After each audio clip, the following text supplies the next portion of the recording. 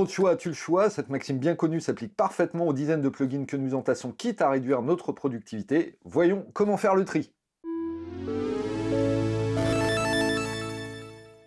Alors on va pas traîner, Stock vous sera abonné au channel d'Audiofondine.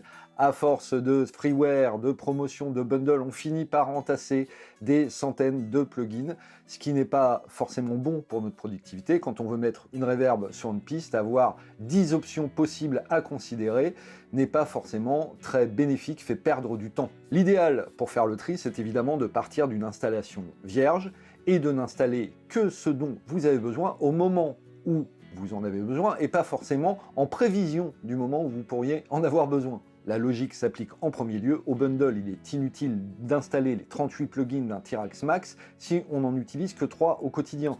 Et c'est en général à ce moment-là qu'on se rend compte qu'on n'aurait jamais dû acheter le bundle. Faites aussi la chasse au double emploi. Non seulement il ne sert à rien d'avoir 5 émulations de Pultec et maintenant de marques différentes, mais il ne sert sans doute à rien d'avoir plus de 2 égaliseurs, pourvu qu'ils soient bien conçus. Le premier qui sera transparent, fonctionnel pour toutes les tâches de correction, et le second qui aura plus de caractère, plus vintage pour travailler sur le timbre. Selon vos habitudes de travail, considérez aussi le cas des multi-effets.